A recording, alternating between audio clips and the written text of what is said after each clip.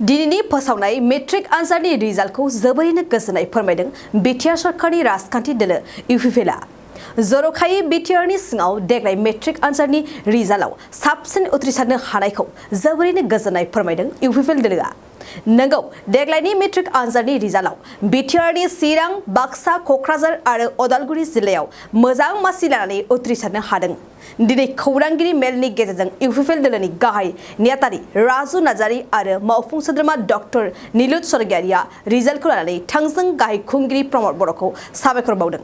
बिथाङा बुंदों प्रमद बर'आ गावनि आवथायावनो सोलोंथाइ बिफानखौ लानानै सान हर खामानि मावबाय थानानै दिनै मेट्रिक रिजाल्टआ जोबोरैनो मोजां जादों। गाहाय खुंगिरि प्रमद बर'नि गोख्रों नाजानायावनो देग्लायनि मेट्रिक रिजाल्टआव चिरां जिल्लाया आसामनि गेजेरावनो गोजौ सारियाव थानो हानायखौ गोजोननाय फोरमायो। मख'नो गोनांदि थांनाय बोसोरनि मेट्रिक रिजाल्टआव चिरां जिल्लानि फरायसाफोरनि उथ्रिसारनाय जौखोन्दोआ जोबोरैनो गाहायाव थायोमोन। नाथाय देग्लायनि मेट्रिक रिजाल्टआ गोजौ सारियाव दावखोदों आरो बेखौ लानानै चिरां जिल्लायाव गंफ्रोमबो फरायसालियाव रंजाखांनायखौ नुनो मोन्दों। बे रिजाल्टखौ लानानै UPPL दोलोआ मा फोरमायदों? फै आबुं बाथ्राखौ मिथिना लानि। दिनैहाय नोंथांमोना बे खौरांगिरि मेलाव नुजाफैनायनि थाखाय गिबियावनो नोंथांमोननिसिम गोजोननायजों लोगोसे साबायखर बावबाय। जोंहा दिनै जोबोद गोजोननायनि बाथ्रा जे जोंनि बड'लेण्ड ओनसोलनि मोनब्रै जिल्लानि गेजेराव जे चिरां डिस्ट्रिक्टआ चिरां जिल्लाया आसामनि गेजेरावनो मेट्रिक परिखानि रिजाल्टआव बयनिबो गाहायसिन रेंकिंआव थायोमोन। देग्लाय जोंनि मानगोनां बिटिआरनि चिफ बिथां प्रमद बर' सारनि दैदेननायाव जिहेतु सोलोंथाइ बिफाना बिथाङानो आखायावनो दोनदों, बिथांनि दैदेननायाव सान हर अहरह खामानि मावनायाव दिनै चिरां जिल्लाया फार्स्ट पार्सेन्टेज हिसाबै आसामनि गेजेरावनो टप रेंकिंआव से नाम्बार रेंकिंआव दिनै फैनो हाबाय। बेनि थाखायनो गिबियाव गासैबो फरायसाफोरनो उथ्रिसारनो हानाय फरायसाफोरनो जोंनि UPPL हानजानिफ्राय गोसो गोरबोनि हामलायनाय जासिहरनायजों लोगोसे बिथांमोननि गोजों इयुन हास्थायनानै आफा इसोर आनान गसाइनाव आर'ज गाबहरनाय थाबाय। आरो दिनैनि बे जोंनि रंजाथाव मोनसे दिनाव जोंनि बिटिआरनि जे चिफ सार प्रमद बर' बिथांनो जोङो जोबोद साबायखर बावहरदों। बिथांनो गोसो गोरबोनि जोङो हामलायनाय जासिहरदों। बिथांनि दैदेननायावनो दिनै जोंनि बड'लेण्ड ओनसोलनि जे मेट्रिक आनजादनि जे रिजाल्ट बेयो जे बेबायदि दावखोनो हादों, जोंनि फरायसाफ्रा बेबायदि मोजां मोनसे पारफरमेन्स होनो हादों।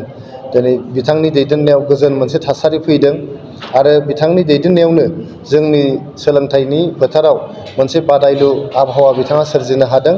सुपार 50 बायदि मोनसे मिशन बिथाङा लन्च खालामनानै जोंनि बड'लेण्ड ओनसोलाव जोंनि बिटिआर गभर्नमेन्टनि हेफाजाबजोंनो सोलोंथाइनि फोथाराव जोङो मोनसे गुन गोनां जे सोलोंथाइ जाहाथे होनो हायो, बेनि थाखाय बिथाङा जोबोद नाजागासिनो दं। दा दिनैनि बे खुसिनि दिनाव आंजों लोगोसे जोंनिनो UPPLनि लाइमोन गांखंनि आफादगिरि लोगोसे जोंनि बिटिआरनि EM सार डक्टर निलुत स्वर्गियारिखौबो फंनैसो बुंनो आं खावलायदों। गिबियावनो आंनिफ्रायबो जाय बिथांमोना पास जाबाय, मोजां रिजाल्ट खालामनो हाबाय, बिथांमोननिसिम आंनि गोसो गोरबोनि हामलायनायखौ जासिहरबाय, कंग्रेचुलेसन जासिहरबाय। थारैनो बाख्नायथाव बिटिआर ओनसोलनि मोननै जिल्लाया आसामनि टप 5नि गेजेराव थानो हादों। फार्स्ट पार्सेन्टेज हिसाबै चिरां जिल्लाया आसामनि 1 नाम्बार रेंकिंआव थानो हादों। दा बिनि थाखाय जोङो गोजोननाय मोनदों आरो जों UPPL हान्जा हिसाबै बिनि जा मोनसे फिथाइ, बे फिथाइनि आन्दोआव जोंनि बिटिआरनि चिफ मानजाथाव प्रमद बर' बिथांनि सान हर नाजानाय, थांनाय 2 बोसोर जोंनि ओनसोलाव मोनसे गोजोन थासारि लाबोनो हादों। आरो बे गोजोन थासारिल' नङा, बिथांनि नाजानायाव जोंहा सुपार 50 मिशनफोर बायदि मोनसे सुबुं धोन दानाय जा मोनसे मिशन, बेफोरजों सोमोन्दो गोनां आरो जोंनि ओनसोलाव थानाय मोनफ्रोमबो फरायसालिफोरखौ स्कुल एडप्शन मोनसे हाबाफारिनि गेजेरजों गोबां स्कुलफोरा दा मोजां मोनसे अबस्थायाव फैदों। दा बेखायनो परिबेस आरो जोंनि नाजानाय बिनि गेजेरजों दिनै मोनसे फिथाइ मोननो हादों। गतिके दिनैनि नैबे मिडियानि गेजेरजों जोंनि बिटिआरनि चिफ प्रमद बर' सार बिथांनो जों साबायखर जासिहरदों, कंग्रेचुलेसन जासिहरदों। जाहाथे फैबाय थानाय समाव आरो जों बेनिख्रुइ साबसिन हामसिन रिजाल्ट खालामबावनो हायो जों बेखौ मिजिं थिदों। गतिके दिनै नैबे समाव बयनोबो बिटिआरनि आरो आसामनि जाय बिथांमोना मोजां मार्क लानानै पास खालामनो हाबाय बिथांमोननिसिम साबायखर जासिनाय हरनाय थाबाय। गोजोन्थों। जिसे थाखोआव मुं थिसननो गोनां फरायसाफोरनि थाखाय मोनसे गोनां फोसावथाय। क'क्राझार दा रिलेटिभ पाब्लिक स्कुलाव थाखो 10सिम मुं थिसननाया सोलिगासिनो। साइन्स आरो आर्ट्स मोन्नैबो आयदायाव थाखो 10नि मुं थिसननाया सोलिगासिनो। मुं थिसननायजोंनो लोगोसे साइन्स आयदानि फरायसाफोरनो स्कलारशिप टेस्टनि सुबिदा होनाय जागोन। बेनि गेजेराव फरायसाफोरखौ टप 3 सायख'नाय जागोन। 75% आरो स्कलारशिप टेस्टनि काट अफ मार्क जागोन।